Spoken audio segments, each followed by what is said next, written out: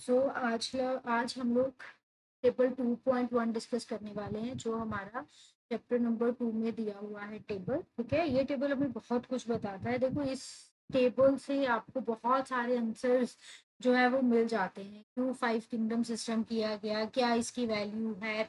यहाँ से आपको एक शॉर्ट नोट भी मिलता है। हर एक फाइलम के जो करेक्टरिस्टिक फीचर्स है उनके बारे में भी आपको बहुत शॉर्ट डिटेल यहाँ से मिल जाती है। तो this is very important table, I considered it. देखो, सबसे पहले मैं आपको एक चीज बता देना चाहती हूँ। आपको थोड़ा सा याद रखना है, इस टेबल को पढ़ने से पहले आपको क्लासिफिकेशन के बारे में थोड़ा सा पता होना चाहिए। हालांकि आपने ये चैप्टर पढ़ लिया होगा, लेकिन फिर भी हम थोड़ा सा क्लासिफिकेशन के बारे में देखेंगे। हम जानते हैं कि हमारे पास सबसे पहले, अगर हम हिस्ट्री की बात करेंगे, तो एरिस्टोटल नाम के एक साइंटिस्ट थे। इनको कौन नहीं जानता, इनको फादर ऑफ बायोलॉजी भी बोला जाता है।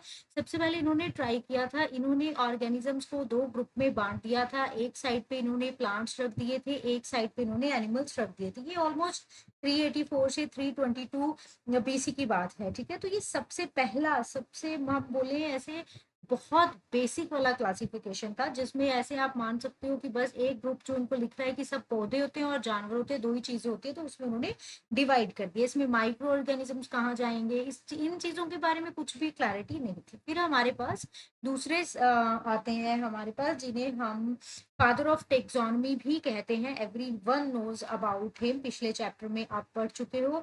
That is the Carolus Linnaeus. ठीक है, 1707 अप्रोक्सीमेट, वहां से लेके 1778 तक का जो उनका वो सारा टाइम पीरियड था। तो कार्लस लीनियस को हम फादर ऑफ टेक्सोनमी कहते हैं।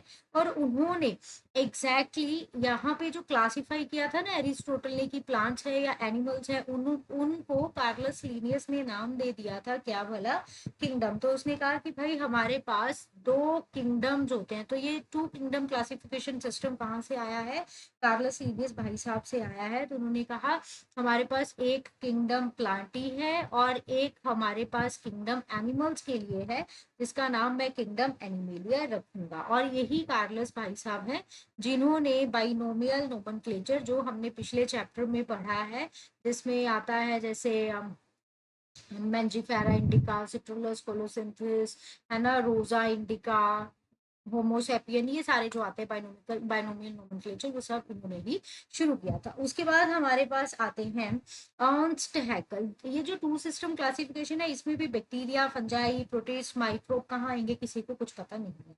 उसके बाद आते हैं हमारे पास अर्नस्ट हैकल। ठीक है, तो ऑलमोस्ट 1866 में अर्नस्ट हैकल हमें three system of kingdom classification देते हैं। ये थर्ड किंगडम एक ऐड करते हैं, जिस किंगडम का नाम क्या है, दैट इज दी प्रोटिस्टा। ठीक है, तो इसको हमने ऐसे माना कि ये यूनिसेल्यूलर किंगडम है, यूनिसेल्यूलर ऑर्गेनिजम्स का किंगडम है। तो अर्नस्ट हैकल के बाद हमारे पास कौन कौन से किंगडम हो गए, एक किंगडम एनिमल के लिए हो गया, एक किंगडम हमारे पास प्लांट्स के लिए हो गया, एक किंगडम हमारा अलग से हो गया किसके लिए, प्रोटिस्ट के लिए हो गया, जिसमें एनिमल जैसे भी ऑर्गेनिजम्स है, प्लांट जैसे भी ऑर्गेनिजम्स है, लेकिन वो यूनिसेलुलर है। ये दोनों मल्टीसेलुलर है, और वो ऑर्गेनिजम्स कैसे हैं, यूनिसेल्युलर्स होंगे। फिर आए हमारे पास H.F. पोपलैंड।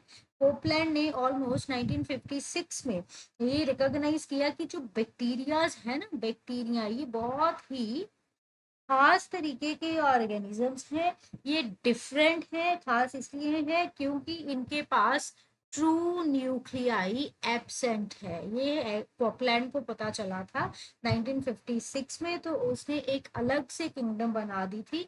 और अब हमारे पास पॉपलैंड के बाद कितने किंगडम्स आ गए थे, चार किंगडम बन गए थे। कौन कौन से, सबसे पहले एनिमल, तो एनिमेलिया तो हमारे पास था ही था। उसके बाद प्लांटी भी हमारे पास था ही था, जो हमें कार्लस लीनियस ने दिया था। फिर हैकल ने हमें क्या दिया है, किंगडम प्रोटिस्टा दी है। उसके बाद कॉपलैंड ने हमें एक और किंगडम दे दी है, which is a kingdom Monera, जिसमें क्या आते हैं, बैक्टीरिया आते हैं। उसके बाद आते हैं हमारे पास R.H. विटेकर, जिन्होंने हमें सबसे ज्यादा 1969 में सबसे ज्यादा इंपॉर्टेंट किंगडम सिस्टम दिया है, जिसे हम कहते हैं 5 kingdom system of classification. 5 kingdom system में उन्होंने हमें किसके बारे में बताया? उन्होंने ऑब्वियसली कौन सा ग्रुप बच गया हमारे पास? एनिमेलिया है, प्लांटी है, प्रोटिस्टा है, मोनेरा है, हमारे पास क्या बच गया है? हमारे पास फंजाई बच गया है। तो उन्होंने हमें 5 किंगडम क्लासिफिकेशन सिस्टम दिया है, जिसका सीक्वेंस इस तरीके से है। सबसे जो लेस हम बोलेंगे डेवलप्ड है वो मोनेरा है, फिर प्रोटिस्टा आते हैं, उसके बाद हमारे पास फंजाई आती है, उसके बाद हमारे पास प्लांट्स आते हैं प्लांटी में, उसके बाद हमारे पास किंगडम एनिमेलिया जिसमें सारे एनिमल्स आते हैं। तो इसको इन सबको ऐसे ऑर्गेनाइज करने के लिए, 5 किंगडम सिस्टम बनाने के लिए, उसको अच्छे से समझाने के लिए विटेकर ने 5 अच्छे कैरेक्टरिस्टिक फीचर को चूज किया था। ये आपको नीट में पूछे जा सकते हैं कौन कौन से स्पेसिफिक कैरेक्टरिस्टिक फीचर हैं। तो 5 मेजर जो कैरेक्टर्स हैं उसमें सबसे पहले आता है सेल टाइप, दूसरा आता है हमारे पास सेल वॉल, या फिर हम इसको ऐसे सेल टाइप को सेल का ऑर्गेनाइजेशन कह सकते हैं, वॉल को हम सेल का स्ट्रक्चर भी एक तरीके से हम जान करके पढ़ सकते हैं। उसके बाद आ गया हमारे पास न्यूक्लियर मेम्ब्रेन, फिर body organisation and mode of nutrition. तो ये कुछ करेक्टरिस्टिक फीचर्स हैं जिन फीचर्स के हिसाब से जो RH विटेकर हैं उन्होंने 5 किंगडम सिस्टम ऑफ क्लासिफिकेशन दिया है। सबसे पहले हम बात करेंगे मोनेरा की। मोनेरा वर्ड कहाँ से आया है? ये ग्रीक से आया है। मोनेरा का मतलब होता है सिंगल या फिर सिंपल। इसका मतलब है सिंगल या है इसका मतलब सिंपल, जो बिल्कुल भी कॉम्प्लिकेटेड ना हो। ठीक है, तो इससे हमें पता चलता है कि इस पूरे ग्रुप के अंदर ऐसे ऑर्गेनिजम्स हैं जिनका सेल्यूलर ऑर्गेनाइजेशन, जिनका सेल टाइप एकदम सिंपल रहने वाला है, कोई भी कॉम्प्लिकेशन अंदर प्रेजेंट नहीं होगी। सबसे पहले सेल टाइप की बात करेंगे, दैट इज प्रोकैरियोटिक। ये सिंपल, ये महज एक ही ऐसा पूरा ग्रुप है जिसके पास प्रोकैरियोटिक ऑर्गेनिजम्स होते हैं। आपको पता होगा कि प्रो का मतलब क्या होता है। प्रो जो वर्ड है ये हमेशा हम यूज करते हैं प्रिमिटिव के लिए, पहले के लिए, जो चीज पहले होती थी। और कैरियन वर्ड आपको पता होगा कि कैरियन वर्ड हम किसके लिए यूज कर रहे हैं? ये हम न्यूक्लियस के लिए यूज करते हैं। ठीक है, तो जैसे ये तो हो गया हमारा न्यूक्लियस, न्यूक्लियाई, इसके अंदर ये पूरा जेनेटिक मटेरियल डीएनए आरएनए और भी बहुत सारी चीजें, proteins and all that present है, ये न्यूक्लियस है। लेकिन अगर सिर्फ और सिर्फ जेनेटिक मटेरियल या फिर हम बोले ऐसे क्रोमोसोम्स भी हो और उस क्रोमोसोम को कवर करने के लिए कुछ भी ना हो, तो इस तरीके के डीएनए को हम नेकेड जेनेटिक मटेरियल या फिर नेकेड डीएनए बोलेंगे।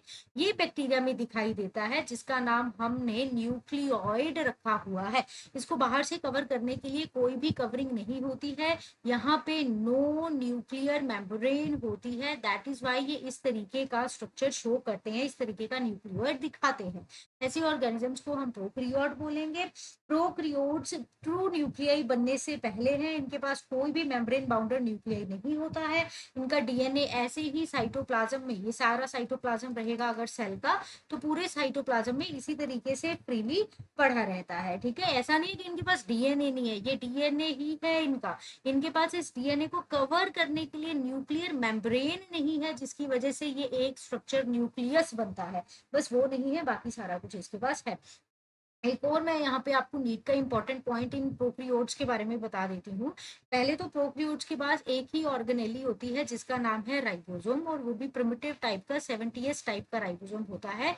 दूसरा, इसके पास कोई भी नो मेम्ब्रेन बाउंड ऑर्गेनेली, कोई भी मेम्ब्रेन बाउंडेड ऑर्गेनेली नहीं होती है। ठीक है, जैसे माइटोकॉन्ड्रिया नहीं है, क्लोरोप्लास्ट नहीं है, गोल्जी बॉडी नहीं है, एंडोप्लाज्मिक रेटिकुलम नहीं है, कुछ भी इस तरीके का इसमें प्रेजेंट नहीं है। तो ये हो गया इसका cell type which is prokaryotic. Now come to cell wall. Cell wall कैसा रहने वाला है? नॉन सेल्यूलोजिक है। किससे बना हुआ है? पॉलीसेक्राइड और अमाइनो एसिड से बना हुआ है, मतलब एक तरीके का पेप्टाइडोग्लाइकन आप कह सकते हो, म्यूरिन जैसे स्ट्रक्चर होता है वो। नाउ क्वेश्चन वाई यहाँ पे ऐसे मेंशन किया हुआ है नॉन सेल्यूलोजिक, क्योंकि जो सेल्यूलोज है वो एक प्लांट पॉलीसेक्राइड है। ओके, बैक्टीरिया जो होते हैं उनको एक स्ट्रॉन्गर वॉल चाहिए होती है प्रोटेक्शन के लिए, शेप को मेंटेन करने के लिए, इसलिए उनकी जो सेल वॉल होती है वो पेप्टाइडोग्लाइकन से बनी होती है, शुगर से, अमाइनो एसिड से, है ना। यहाँ पे मैं लिख भी देती हूँ, पेप्टाइडोग्लाइकन। पेप्टाइडोग्लाइकन पेप्टाइड से ही पता चल रहा है, अमाइनो एसिड, है ना, ग्लाइकन शुगर, इससे बनी रहती है। ओके, और यहाँ पे एक और मुझे नीट का इंपॉर्टेंट क्वेश्चन याद आ गया है, जो आप यहीं पे कहीं पे मोनेरा के बारे में आप स्टार पॉइंट बना के लिख लो। अरे लिखना क्या है, यहाँ पे होगा कहीं, फिर मैं लिख ही देती हूँ। यहाँ पे आप स्टार पॉइंट बना के लिख लो, एक इम्पॉर्टेंट एक्सेप्शन।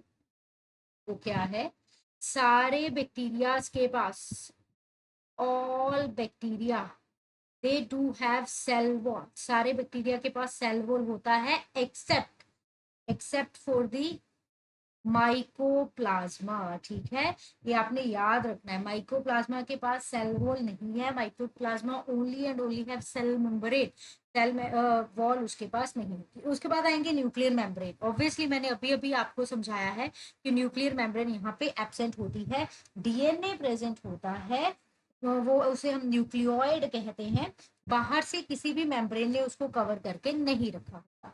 बॉडी ऑर्गेनाइजेशन की बात करेंगे तो सेल्यूलर, मतलब हर एक बैक्टीरिया जो है वो कम से कम एक सेल तो है ही है, एक सेल तो है क्या, वो एक सेल ही होता है, वही सेल सारे फंक्शंस जो है वो उनको परफॉर्म करता है। मोड ऑफ न्यूट्रिशन की बात करेंगे, बैक्टीरिया जो है माइक्रोस्कोपिक है, हर जगह पे मिलते हैं, ओमनी प्रेजेंट होते हैं, गर्म जगह पे, ठंडी जगह पे, एसिड वाली जगह पे, हर जगह पे मिलते हैं, तो ऑब्वियसली मोड ऑफ न्यूट्रिशन भी वास्ट ही होगा। ये ऑटोट्रॉफिक भी होते हैं, जैसे फोटोसिंथेटिक हो सकते हैं। फोटोसिंथेटिक के अंदर हमारे पास एग्जाम्पल है साइनोबैक्टीरिया की, जिसे ब्लू ग्रीन एल्गी भी बोलते हैं, वो एक एग्जाम्पल हो गई। और ये कीमोसिंथेटिक भी हो सकते हैं। जो साइनोबैक्टीरिया है वो तो उसके पास तो क्या प्रेजेंट होता है, उसके पास एक तरीके से आप बोलो कि कुछ ऐसा स्ट्रक्चर है जो उसको हेल्प करता है फोटोसिंथेसिस करने में, और फोटोसिंथेसिस जैसा प्रोसेस जो होता है उसमें इन्वॉल्व होता है वो, और लाइट से अपना खाना बना लेता है। और जो ऑटोट्रॉफिक होते हैं वो यूज करते हैं केमिकल्स को यूज करके अपना खाना बनाते हैं। ठीक है, जैसे केमिकल रिलीज हो रहे हैं, मान लो नाइट्रोजन फिक्सिंग बैक्टीरिया है सपोज, फिक्सिंग बैक्टीरिया, तो नाइट्रोजन फिक्सिंग बैक्टीरिया क्या करते हैं, अमोनिया रिलीज करते हैं। ठीक है, आपने इस चैप्टर में अच्छे से पढ़ा होगा, नाइट्राइट आता है, सल्फर आता है, आयरन, मतलब बहुत सारी चीजें आती हैं। तो आपने बस इतना याद रखना है, फोटोसिंथेटिक को लाइट चाहिए होती है खाना बनाने के लिए, और कीमोसिंथेटिक को केमिकल्स चाहिए होते हैं खाना बनाने के लिए। ठीक है, उसके बाद वो हेट्रोट्रॉफिक भी हो सकते हैं, मतलब दूसरों पर डिपेंड कर सकते हैं, जैसे सेप्रोफिटिक। सेप्रोफिटिक सीधे सीधे क्या होते हैं, जो डेड ऑर्गेनिक मैटर के ऊपर फीड करेंगे, जो किसके ऊपर फीड करते हैं, ऑन डेड ऑर्गेनिक मैटर। या फिर वो पैरासिटिक हो सकते हैं, जो कि लिविंग होस्ट के ऊपर, लिविंग होस्ट की बॉडी के ऊपर या फिर लिविंग होस्ट की बॉडी के अंदर रह के अपना खाना जो है वो बनाते हैं। मल्टीपल बैक्टीरिया देखो, E coli, Nostoc, lactobacillus, Anabaena, mycoplasma, जितने मर्जी आप एग्जांपल यहाँ से याद कर सकते हो। तो इस पूरे बॉक्स से आपको क्या याद रखना है, मोनेरा प्रोकैरियोट है, मोनेरा के पास कोई न्यूक्लियस नहीं होता, उसके पास कोई मेम्ब्रेन बाउंडेड ऑर्गेनेली नहीं है, उसकी जो वॉल है वो पेप्टाइडोग्लाइकन की वॉल होती है, वो यूनिसेलर है, वो ऑटोट्रॉफिक और हेट्रोट्रॉफिक दोनों तरीके के जो होते हैं। ठीक है, अभी देखो एक क्वेश्चन मैं आपको यहाँ पे बताती हूँ कि ये जो साइनोबैक्टीरिया आपके दिमाग में आ सकता है कि इसको मोनेरा में क्यों रखा है, जबकि ये फोटोसिंथेसिस भी कर रहा है। तो ये जो पूरा क्लासिफिकेशन है, ये सिर्फ और सिर्फ मोड ऑफ न्यूट्रिशन के बेस पे नहीं है, यहाँ पे सेल टाइप भी देखना है, यहाँ पे और भी बहुत सारे कैरेक्टरिस्टिक फीचर देखने हैं। वो प्रोक्रियोटिक इन नेचर है, चाहे वो फोटोसिंथेसिस कर रहा है, उसको यहाँ कहाँ घुसेड़ दे हम लोग, ये सब यूक्रियोटिक है। तो उसका सेल टाइप आई थिंक सबसे इंपॉर्टेंट है, दैट इज वाई हमने उसको यहीं पे रखा हुआ है। ठीक है, उसके बाद आ जाओ हमारे पास, we are having second group which is protist. ठीक है, देखो प्रोटिस्ट क्या है, प्रोटिस्ट हमारे पास यूक्रियोट्स हैं। प्रोटिस्ट, यूक्रियोट आपको पता ही होगा, यूक्रियोट क्या है। अब यूक्रियोट वो ऑर्गेनिज्म, यू का मतलब क्या हो गया, यू का मतलब होता है एडवांस, है ना, या फिर देखो प्रोटिस्ट तो वैसे ही आपको पता है कि प्रोटिस्ट क्या है, यूनिसेलर यूक्रियोटिक ऑर्गेनिजम्स हैं। तो यू का मतलब होता है एडवांस एंड क्रियोटिक का मतलब होता है न्यूक्लियाई। तो ये आपका सारा डीएनए है, और इस डीएनए के बाहर अभी डबल मेम्ब्रेनल ऐसे न्यूक्लियर मेम्ब्रेन से प्रेजेंट है, और ये पूरा स्ट्रक्चर आपका क्या बन गया है, न्यूक्लियस। तो न्यूक्लियस प्रेजेंट होता है। ये सबसे पहले तरीके के यूक्रियोटिक ऑर्गेनिजम्स हैं। ये प्लांट, फंजाई और एनिमल से कम एडवांस है, लेकिन ये मोनेरा से ज्यादा एडवांस है। ऑब्वियसली यहाँ पे जो ये आ रहे हैं, इनका अगर हम सेल टाइप देखेंगे वो यूकैरियोटिक हो गया। अगर हम इनकी सेल वॉल की बात करेंगे तो इनकी जो सेल वॉल है यहाँ पे, वो देखो इन्होंने क्या लिखा है, प्रेजेंट इन सम। तो प्रेजेंट इन सम क्यों है, क्योंकि यहाँ पे ना डिफरेंट डिफरेंट ऑर्गेनिजम्स हैं। जैसे यहाँ पे एनिमल लाइक ऑर्गेनिजम्स भी हैं, ध्यान से इससे समझेंगे। यहाँ पे प्लांट लाइक ऑर्गेनिजम्स भी हैं, यहाँ पे ऑलमोस्ट कुछ फंजाई जैसे ऑर्गेनिजम्स भी हैं। तो अगर हम अमीबा की बात करेंगे, अगर हम सबसे पहले इसमें जो ऑर्गेनिजम्स आ रहे हैं उसमें अमीबा की बात करेंगे, तो बच्चों अमीबा जो है उसके पास कोई सेल वॉल नहीं होती है। उसके पास सिर्फ प्लाज्मा मेम्ब्रेन है, बाहर कोई एक्स्ट्रा कवरिंग हो सकती है बट ऐसा सेल वॉल नहीं है। यूग्लिना देख लो, उसके बाद उसके बाहर नहीं है। यूग्लिना जो होता है, यूग्लिना के पास सिर्फ और सिर्फ बाहर प्रोटीन से बनी हुई एक कवरिंग है जिसे हम पेलिकल कहते हैं, जो कि थोड़ी बहुत नहीं, काफी फ्लेक्सिबल होती है और अच्छे मूवमेंट्स अलो करते हैं। प्लांट्स की बात कर लो, यहाँ पे हमारे पास डाई एटम्स है। डाई एटम्स क्या है, उनके बाहर एक खास कवरिंग होती है जिसे हम सिलिका कहते हैं, जिसकी वजह से डाई एटम्स जो है उनको कोई भी तोड़ नहीं सकता है ना। तो यहाँ पे कुछ स्पेसिफिक नहीं है, अलग अलग तरीके के ऑर्गेनिजम्स हैं। तो हम कहेंगे किसी में सेल वॉल प्रेजेंट है, किसी में सेल वॉल एब्सेंट है। उसके बाद आ गया न्यूक्लियर मेम्ब्रेन। न्यूक्लियर मेम्ब्रेन क्या है, ऑब्वियसली प्रेजेंट है, मनीरा के जैसे तो है नहीं, तो तभी तो उसमें न्यूक्लियस है, तभी तो वो यूक्रियोट बन पाया है। Now come to body organisation, that is cellular. ये भी एक सेल से ही बने हुए हैं। इनकी बॉडी के अंदर डाइजेशन, रेस्पिरेशन, मूवमेंट, रिप्रोडक्शन सब कुछ वही एक सेल कर रहा है। ये एक वन मैन आर्मी की तरह काम करते हैं, हर कुछ ये वही कर रहा है। मोड ऑफ न्यूट्रिशन की बात करेंगे तो यहाँ पे ऑटोट्रॉफिक और हेट्रोट्रॉफिक दोनों तरीके का न्यूट्रिशन होता है। ऑटोट्रॉफिक में फोटोसिंथेटिक है ना। हेट्रोट्रॉफिक में जितने भी प्लांट लाइक ऑर्गेनिजम्स आएंगे वो सारे आ रहे हैं, जैसे प्रोटोजोन्स हो गए।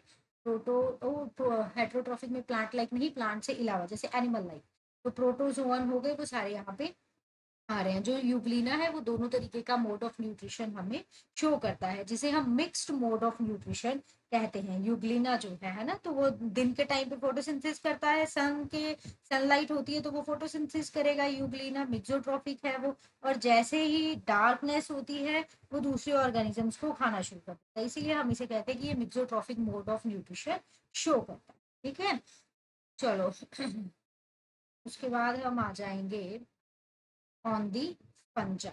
ठीक है, देखो फंजाई की जब हम बात करेंगे तो फंजाई में भी सेल टाइप यूक्रियोट है, वो कंपैरेटिवली थोड़ा ज्यादा एडवांस है as compare to the Protista and the Monera. उसके पास ट्रू न्यूक्लियस है, उसके पास न्यूक्लियर मेम्ब्रेन प्रेजेंट है ना, मेम्ब्रेन बाउंडेड ऑर्गेनेलीज है, उसके पास लीनियर क्रोमोसोम, मतलब यहाँ पे एडवांसमेंट ज्यादा हो गई। अगर सेल वॉल की बात करेंगे तो वो काइटिन से बनी हुई है। क्यों है यहाँ पे सेल वॉल, इसको शेप मेंटेन करके, हड्डियां तो है नहीं, इसको शेप मेंटेन करनी है।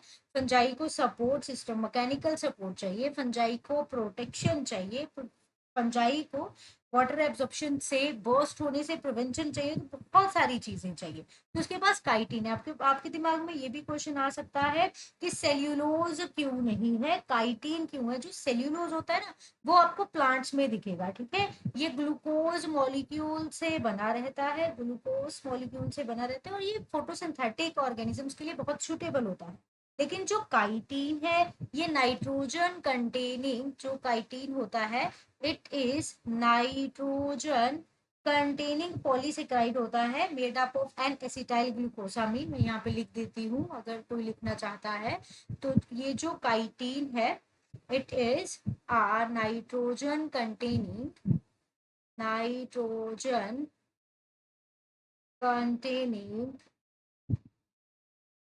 polysaccharide made of N-acetyl glucosamine.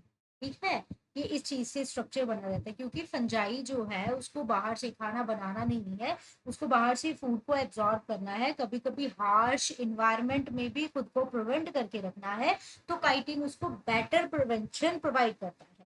Cellulose plants के लिए ऐसे एक दीवार की तरह काम करता है, ठीक है। और जो काइटिन है वो फंजाई के लिए कंक्रीट वॉल की तरह काम करता है। तो दोनों अपने अपने हिसाब से बढ़िया तरीके से काम करते हैं। एक चीज मैं आपको और बता दूं, ये जो काइटिन होता है ना, ये सिर्फ इधर फंजाई में नहीं मिल रहा। ये जो काइटिन है, पहले पिछले वीडियो में आपने अगर देखा होगा तो आर्थ्रोपोड्स जो होते हैं ना, आर्थ्रोपोडा, वहां पे मैंने बताया था जैसे कॉकरोच वगैरह हो गए, तो इनकी जो एक्सटर्नल कवरिंग होती है वो भी किस चीज से बन जाती है, काइटिन की। तो यहाँ पे भी उनका एक्सोस्केलेटन जो होता है वो किससे बना है, काइटिन से। तो ये एक अलग से पॉइंट हो गया। न्यूक्लियर मेम्ब्रेन ऑब्वियसली प्रेजेंट है। बॉडी ऑर्गेनाइजेशन मल्टी सेलर, यहाँ पे मल्टीपल सेल्स आ चुके हैं, है ना, मिलके वो काम करेंगे मल्टीपल सेल्स। लेकिन लूज टिश्यू, कोई अच्छे तरीके से हार्ड टिश्यू, ट्रू टिश्यू, जैसे प्लांट और एनिमल में ट्रू टिश्यू मिलता है वैसे नहीं है। यहाँ पे thread of network of threads यहाँ पे आ चुका है, जिसे हम कहते हैं हाइफे। अगर आपने फंजाई पढ़ ली है तो आपको पता होगा कि एक हाइफा क्या होता है, एक डंडी सी होती है, ये मल्टीपल डंडियां मिलके ऐसे फिर क्या बना देती हैं, माइसीलियम बना देती हैं, और उसी से पूरा फंजाई का स्ट्रक्चर बनता है। ये हाइफा, हाइफा है क्या, उसका मतलब ही धागा होता है, उसका मतलब ही खुद से थ्रेड है, जो एक लेटिन ग्रीक वर्ड है, उसका मतलब थ्रेड होता है। माइसीलियम मतलब होता है मास ऑफ थ्रेड्स। तो ये वेजिटेट जो फंजाई का वेजिटेटिव बॉडी है वो किससे बना रहता है, माइसीलियम से ही बना रहता है। ऐसा नहीं कि सारी फंजाई यहाँ पे इसी तरीके से बनी है, यहाँ पे एक एक्सेप्शन भी है। आप उसको बुक में ही कहीं पे साइड पे लिख लो, यहाँ पे कहीं पे भी आप साइड में लिख सकते हो जो फंजाई के अंदर एक्सेप्शन है। फंजाई के अंदर हमारे पास एक यूनिसेलुलर ऑर्गेनिज्म है, और उस यूनिसेल्युलर ऑर्गेनिज्म का नाम क्या है, दैट इज अ ईस्ट। तो all fungi is not multi cellular, आपको यहाँ पे एक्सेप्शन भी मिलता है जिसमें ईस्ट यूनिसेलुलर है। Now come to mode of nutrition, कोई इसमें बहसबाजी की बात नहीं है, सारी फंजाई हेट्रोट्रॉफिक है। क्लोरोफिल उसके पास है नहीं, फोटोसिंथेसिस वो कर नहीं सकती, उसको दूसरों के ऊपर ही डिपेंड होना होता है। चाहे फंजाई क्या कहें हम, किसी भी तरीके से सैप्रोफिटिक है, पैरासिटिक है, कुछ भी है, पर वो इसी तरीके से फूड को डाइजेस्ट करती है। और फंजाई का फूड को डाइजेस्ट करने का एक खास तरीका होता है। वो कैसे डाइजेस्ट करती है, जैसे मान लो ये एक ऐसे पत्ता सड़ा हुआ है, इधर फंगस माइसीलियम है। ये फंगस माइसीलियम क्या करेगा, ये इस पत्ते को, सड़े हुए पत्ते को यहीं पे बाहर ही डाइजेस्ट करेगा, इन्वायरमेंट में ही यहाँ पे डाइजेस्ट कर लेगा। ये कुछ एंजाइम सिक्रीट करेगा इस फूड के ऊपर, ये फूड जो है वो डाइजेस्ट होना शुरू हो जाएगा। फिर उसके बाद फंगस जो होती है वो यहाँ से न्यूट्रिशन को एब्जॉर्ब कर लेगी। इस तरीके का जो न्यूट्रिशन, एब्जॉर्प्टिव न्यूट्रिशन, वो कौन दिखाता है, फंजाई दिखाती है, ठीक है। तो देखो यहाँ पे ये आप समझ लेना है mechanism. Heterotrophic mode of nutrition है जिसमें सैप्रोफिटिक और पैरासिटिक है। सैप्रो मतलब क्या होता है, रोटन। सैप्रो का मतलब यहाँ पे क्या है, गला सड़ा हुआ, रोटन, है ना। तो डेड डिके जो ऑर्गेनिक मैटर है, मशरूम है, राइजोपस, ब्रेड मोल्ड जिसे हम कहते हैं, म्यूकर है, वो इस गले सड़े के ऊपर डिपेंड करता है। इसके अलावा फंजाई जो है वो पैरासिटिक भी हो सकती है, जैसे कि पक्सीनिया। पैरासिटिक फंजाई में हमारे पास दो एग्जाम्पल है, one is the Puccinia. Puccinia क्या है, रस्ट, PR, ऐसे आपने याद रखना है, ठीक है। एंड स्टिलेटो, तो SS से आपने क्या याद रखना है, स्मग। तो ये डिजीज है प्लांट के लिए ऑब्वियसली, तो वो पैरासिटिक तरीके से भी काम करती है। फंजाई तो सिम्बायोटिक एसोसिएशन, आप यहाँ पे लिख सकते हो कि फंजाई जो है वो तो सिम्बायोटिक एसोसिएशन भी शो करती है। सिम्बायोटिक एसोसिएशन में क्या आ गया, एल्गी एंड फंजाई का association, association of algae plus fungi, जिसे हम लाइकन कहते हैं, वो भी है, ठीक है। माइकोराइजा भी होता है, फंजाई प्लस हायर प्लांट वो भी है, तो आप चाहो तो उसको भी साथ में ऐड कर सकते हो। Now come to the plants. Plants भी यूक्रियोटिक हैं, उनके पास भी एडवांस तरीके के सेल है, उनके पास सेल्यूलोज है, क्यों मैं बता चुकी हूँ। न्यूक्लियर मेम्ब्रेन ऑब्वियसली होगी उनके पास, तभी तो न्यूक्लियाई है। बॉडी ऑर्गेनाइजेशन, टिश्यू या फिर ऑर्गन बनने, leaf is organ, root is organ, ऐसे टिश्यू और ऑर्गन बनने शुरू हो गए हैं। Mode of nutrition is autotrophic as always, वही रहेगा। Now come to the animals. अगर हम एनिमल्स की बात करेंगे तो एनिमल्स का भी जो सेल टाइप है वो यूक्रियोटिक है, सेल वॉल उनमें एब्सेंट है। एनिमल्स में किसी ने भी ऐसे करके नहीं आ जाना है कि भाई उनमें सेल वॉल प्रेजेंट है, उनमें नहीं होती है। क्यों नहीं होती है हमें, क्योंकि देखो, अगर हम आपको ऐसे लिखने की why don't animals have a cell wall, तो ऐसे लिखेंगे कि इमेजिन करो हमारे जो मसल्स हैं, मसल्स के बाहर ऐसे रिजिड सेल वॉल है, तो क्या आपके पास वो मूवमेंट करने का, flexibility, running, jumping, muscle contraction, क्या हम ये सारा कुछ कर सकते हैं? नहीं कर सकते। तो ये सब कुछ हमें सेल का मेम्ब्रेन ही अलो करता है, इसीलिए हमारे पास सेल वॉल नहीं है। प्रोटेक्शन के लिए, स्ट्रेंथ के लिए और चीजों के लिए हमारे पास बोन्स होती हैं, ठीक है। उसके बाद आ गया न्यूक्लियर मेम्ब्रेन प्रेजेंट है, body organisation, tissue organ, organ system, proper organ systems हैं हमारे पास। और अगर हम मोड ऑफ न्यूट्रिशन की बात करेंगे, तो मोड ऑफ न्यूट्रिशन हमारे पास हेट्रोट्रोफिक होता है, मतलब हम दूसरों के ऊपर डिपेंड करते हैं खाना खाने के लिए, जिसमें होलोजोइक, होलोजोइक का मतलब पहले हम फूड को निगल लेते हैं, इंजेस्ट करते हैं, फिर डाइजेस्ट करते हैं, एब्जॉर्ब करते हैं, सिमुलेट करते हैं और फिर एडजस्ट कर देते हैं, जो बेसिक डाइजेशन के स्टेप्स होते हैं। उसके अलावा यहाँ पे सेप्रोफिटिक मोड ऑफ न्यूट्रिशन भी कुछ ऑर्गेनिजम्स जो है वो शो करते हैं, वो आपको पता ही है, डेड डिके के ऊपर डिपेंड करना दे रहा है। मल्टीपल मल्टीपल तरीके का मोड ऑफ न्यूट्रिशन भी हो सकता है, तो सेप्रोफिटिक भी इसमें होता है एनिमल्स का।